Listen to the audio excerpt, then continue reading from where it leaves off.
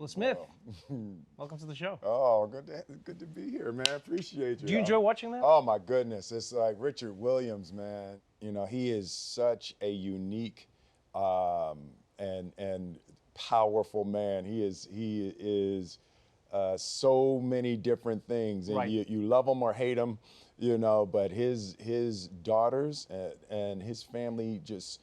They revere this man, and that was the thing that was so interesting to me, because he's been vilified and villainized publicly, but the love in his family is spectacular. There is something to playing somebody in a way that doesn't provide a caricature of them, but shows you their character. Yes. And that's what I really enjoyed about this film is, you know, we often hear about dads who are like, you know, ultra competitive. They want their kids to succeed at all costs or whatever. But I know, before I watched the movie, I didn't know the full extent of Richard Williams. I knew Venus and Serena. I was like, I know their dad, but I was like, oh, he's one of those dads. Yeah. But he wasn't one of those really dads. He is not. No, he was a dad who was trying to create excellence, but he did it in a unique way. He did it in a very unique way, and it was so different from what I expected him to be. As I have hundreds of hours of film and audio on him, so I was able to track him over almost 2 decades of interviews and things like that, and his book, and his entire family was involved with the process. And I asked Venus, I was like, what did he do? And she said it was almost like a Jedi mind trick, right? Because he never pushed them to play tennis. When they were in trouble, their punishment was that they couldn't play tennis. Right. And they would be itching and scratching and clawing, please, Daddy, let us play, please, let's practice. And he had figured out a way that, tennis was 4th or 5th on the list of their family priorities. They were using tennis to cultivate family and to cultivate, human beings to go into the world and serve. We've seen you play real people in films. Yeah. You know, we've watched you on these journeys, whether it's Ali, whether it's Pursuit of Happiness, we see you inhibit people's lives. We see you inhibit who they are. And I wonder how much of them now sticks with you. Do you feel like you're part of the family now? Yeah, absolutely. Serena walked onto the set, and I was full in character, and she was like, Dad? I was like, but it's when you do these types of things that are about people's lives, and it wipes away every other desire other than wanting to please the family. If you make a movie about somebody's life and they don't like it, it is horrific. Has that ever happened to you? No, it has. I mean. Oh, you're saying theoretically. You're like, theoretically for these other actors. Hypothetically, if you mess it up, it's bad for you. I'm Will Smith. I mean. No, but I felt like, that every time I go into this. You feel the weight. You feel the weight of it. It's like somebody's life, and you're going to, commit it to screen. And Venus and Serena, they agreed to be executive producers, and they were with the project all the way through, but they were withholding whether or not they were going to put their name on the film until after they saw it. That's pressure. Yeah, that was a lot of pressure. Yeah, that's pressure. I feel like this story was amplified by your experience with your father. And I say that for sure. Having read your book now. Yeah, you get what I'm saying? Congratulations, by the way. Thank you. Congratulations. Thank you. Many people can live a really fantastic life. Many people can write a great book. There are a few people who I think can translate a fantastic life into a fantastic book. I think that's what you've done here. Oh, thank you, man. For real. I love because that. it's raw, it's confusing to many, because you say it in the book. Will Smith consists of 2 people. Yeah. The Will Smith that we all know and love, and then the Will Smith that character was created to protect. Absolutely. Right. And yet, what I find is people are reading excerpts from the book, and they're like, Will Smith wanted to kill his father? Will Smith and Jada wanted to break up? Will Smith, he felt his kids were disappointed in him? And I'm like, are you reading the book? Are you? So let's start at the beginning. You know what it's like to be raised by a father who is not perfect, but also pushes you towards perfection. When you were portraying Richard Williams, were there aspects of you that were maybe even understanding your dad more? Was there compassion that was building that goes with that disappointment that you sometimes felt in him? I was working on the memoir while I was doing King Richard. Oh, I didn't know that. Okay. So the picture of myself and my father and Richard Williams was all blending into, a process of growth and evolution and revelation. And a big part of being able to understand Richard Williams was in my understanding of my father, that, post World War II generation black man, Yes. That knows how to do everything with their hands. They got the toolbox and they can fix the You're building that wall. Yeah, right. You're building exactly. that wall. That was the thing with my father. He wanted us to be able to do things with our hands. Yes. Richard Williams was very similar in that way. And then the process for me of questioning my own parenting and developing and growing with my own parenting. What I learned and grew into, which was a transformation for me with Richard Williams, is Richard Williams was aligned with what his daughters wanted to do. He was following them where they wanted to go, and he was pushing them where they already wanted to go. And that was a very subtle but very critical difference that I was able to, make that adjustment in my parenting. The book, Will, I would say is one of the most anticipated and yet unexpected memoirs that has ever come out, because for so long, you've been an enigma. Yeah. Hey, man, you can't say that on TV. You crazy? You an enigma too. but for real, you've been the guy who's like it's Will Smith, but it's like we see you in the black suit, we see you flashing the eyes, we see you running down that bridge with the shirt open, you running. In slow-mo too, with the shirt with the and cape the thing billowing. do you know what I mean? Yeah. Like we know that Will Smith, and then we see you at the premiere, and it's you and Jada, and it's the kids and it's everything.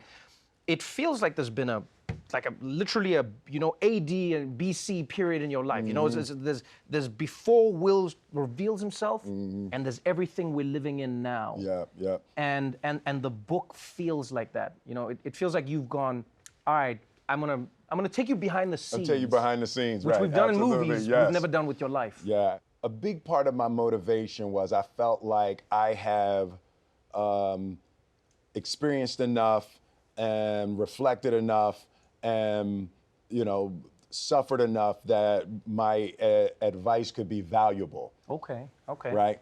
So the things that I now understand were, cultivated in the battlefield. Right. Right. Survival. Survival. Yeah. We're not, when I'm talking about something, I'm not talking about theory. I'm talking about tested experience. So I feel like, and not that who I was wasn't true. It's that is true. It's just not the whole story. Yeah. And so for me, I just wanted to take the filter off for, I guess, two reasons. One, I thought it's more helpful. Right.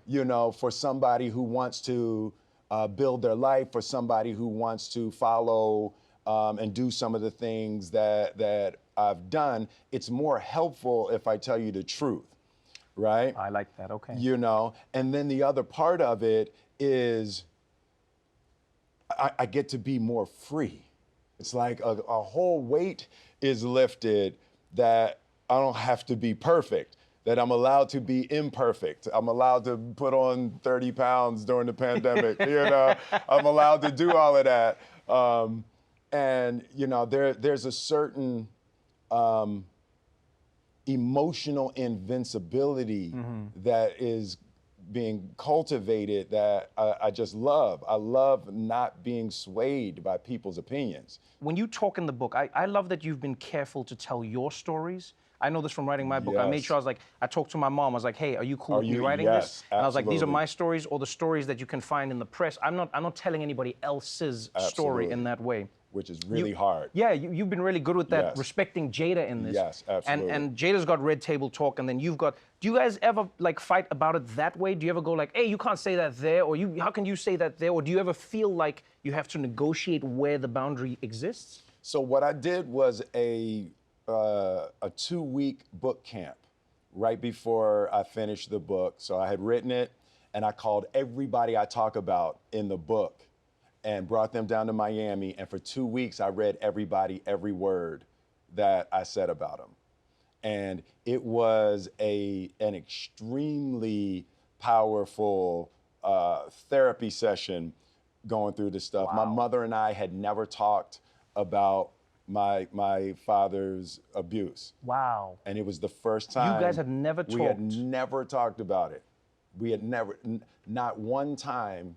And I'm 50, I was 52 at the time. This is wild, Will. And I read her the chapter, and that was the first time that we ever discussed it.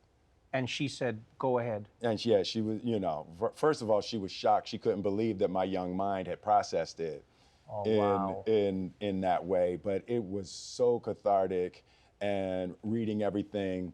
And, you know, I got through a couple of chapters with Jada, and, you know, she said, I want you to tell your story. I don't want to dilute what your experience was. She said, of course I was having a completely different experience, but she said, I want you to be free to tell your story.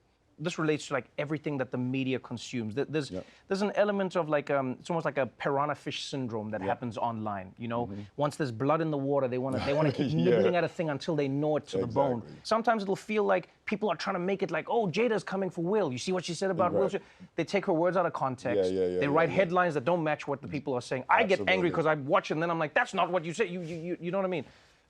As a couple, you have to protect yourselves because you are a couple. Any family unit does. Right. But is there a part of you that goes like, you know what, we're going to shut this down. We're not going to say anything.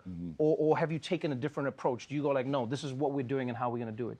So there's nothing to really protect ourselves from. Right? It's like the malice. The malice. None of that. You don't. So that only speaks to other people's level of consciousness and a lack of loving kindness on their part that doesn't say anything about us, right? So our job as a couple and our job as individuals is to purify our hearts as much as we possibly can to never do that to other human beings, to not add to the chaos and to not add to the darkness, and to figure out as much as possible to only add love and hopefully understanding to the pot. I embrace it as a part of my job in this world to provide whatever medicine, whatever elixir I possibly can, and not even thinking about that person as somehow beneath me. No, you'll see in these pages, I got some purifying to do myself. All right, before I let you go, this is a book. Yes, that's a book. A book means a movie's coming. Ooh. I mean, that's how it works. That's how it works. You make a good book, people want to make a movie. Since when? Hold on, that's you making how it up always things works. now. This is how it's always worked. That means somebody has to play Will in the movie. Yes. Who's playing Will? If you're willing to get a fade, it's you. Don't tempt me, Will Smith. If you're willing to cut it into a fade, your hair is pretty right now. I've already got some of the ears. You can't see it behind the fro. This man's playing with my emotions here, man. This man's playing. Thank you so much for joining me. Appreciate you, man. As Good always. to see you again. Thank you. Always, man. King Richard will be in theaters and HBO Max November 19th. And this memoir, Will, is available right now.